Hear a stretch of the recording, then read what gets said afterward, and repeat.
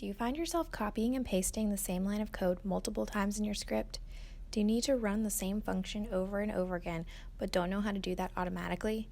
Then keep watching, because in this video, I'm going to be showing you how and when to use for loops.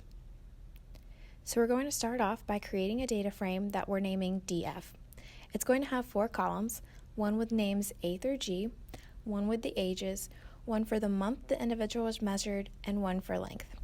Okay, so this is what our data frame looks like. So for those that are brand new to loops, they're used to repeat the same line or block of code multiple times. You can use loops to perform that line or block of code over a vector, data frame, or list. There are multiple types of loops. There's for loops, while loops, and repeat loops. In this video, we're going to focus on for loops because they are the most common loops used, and once you understand how they work, using a while loop or repeat loop is very similar. The structure of a for loop is fairly simple. It contains a looping index, an object to loop through, and the code you want to execute. The basic structure looks like this: for looping index and looping object, execute this code. It will make more sense once we apply it to a real example. So let's use the df data frame and create a very simple loop. We're going to make a loop that prints each name of the data frame one at a time. Obviously, this wouldn't be that hard to achieve, but it takes up a lot of space in your script and is unnecessary. So we're going to write a for loop to achieve this. All for loops start with for and an open parentheses. Then we choose a looping index. This can be anything you want. You can make it just a letter, a common choice is lowercase I, or you can make it a name. Giving it a real name instead of just I can help improve the legibility and reproducibility of your code, which is always good practice. So I'm going to name our looping index index. This is the variable that R recognizes as what needs to be replaced each time. Next, we need to add what we want to loop over. In our case, we want to print all the names in the data frame, so we'll write df $name. Then we close that parentheses and add a bracket. Inside the bracket is where we put the code we want repeated. In this case, we're just going to use the print function. So we're going to do print index. Why do we not put print $df name? Let's see what happens when we do that. It prints all the names 7 times. We're not indexing the individual rows because we're not using the indexing variable. Instead, we need to do print index. Now we are saying for each value in df name column, print that name. And when we run the loop, that is exactly what happens. So another way to write for loops is to write for index variable in a sequence of numbers. For example, we could have written the loop as for index in 1 through number of rows in the data frame.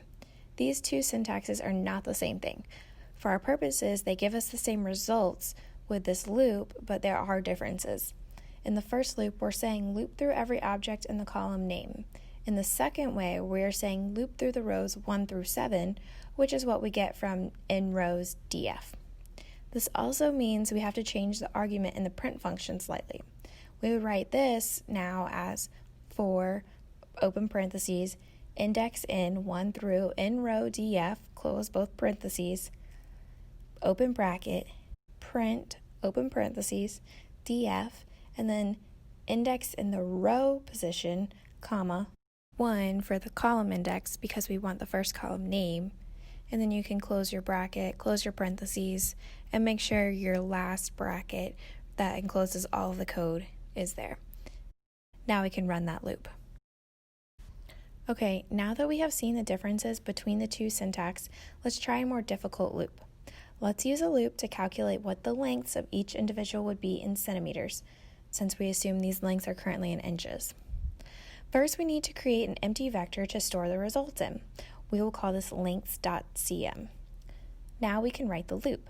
I like to start by writing the framework and picking my index variable and what I'm looping over.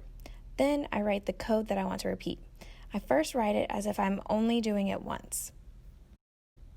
For row in 1 through in row df, open bracket, lengths.cm, bracket row, assign that to df length.in, bracket row, times 2.54.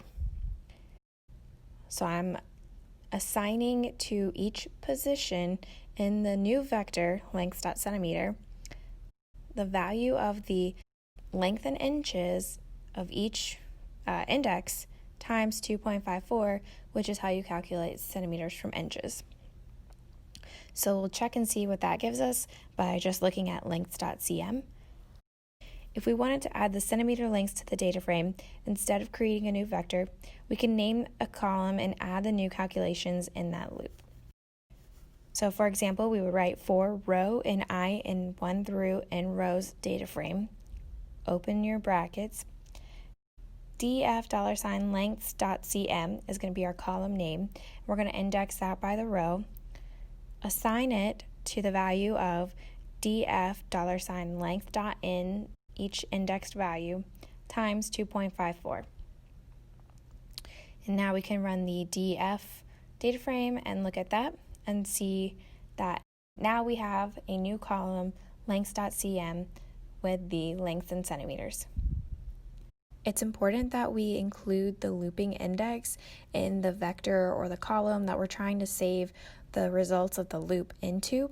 Otherwise, it's going to only save the last result and it's overwriting each time we run the loop. So if we want to save every single time we've done it, we need to make sure that we're putting the new value into a new spot, which we can indicate by the looping index. Sometimes you need to do calculations that rely on the data around it. For example, if you want to calculate the difference between trials, you can subtract values in one row from another. Let's use our data frame to calculate the difference in lengths between individuals. Again, we need to create an empty vector, so we'll call this difference, and we'll initialize it with a C. So we'll start with the basic structure for row in 1 through n rows df minus 1. Open our bracket, then we're going to assign each calculated value to the position indexed by row in the difference vector, and the value is calculated as the value of df length.in row plus 1. So if the row is 1, that will use the second row minus df length.in in the row.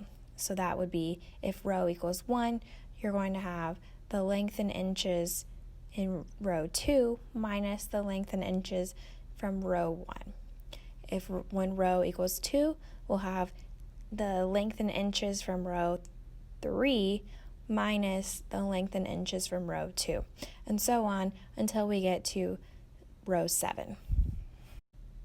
You can continue running this one by one to make sure that it works, and when you're completely satisfied and confident, then you can run the full loop, and it should work just how you expect it.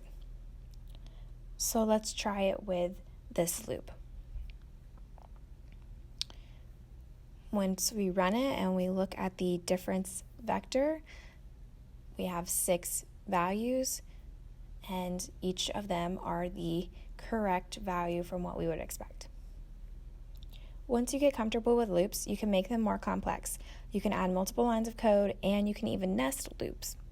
In the next video, I'll go over control statements and nesting loops, which give you more functional control. Thanks for watching, and don't forget to subscribe and give this video a thumbs up if you liked it.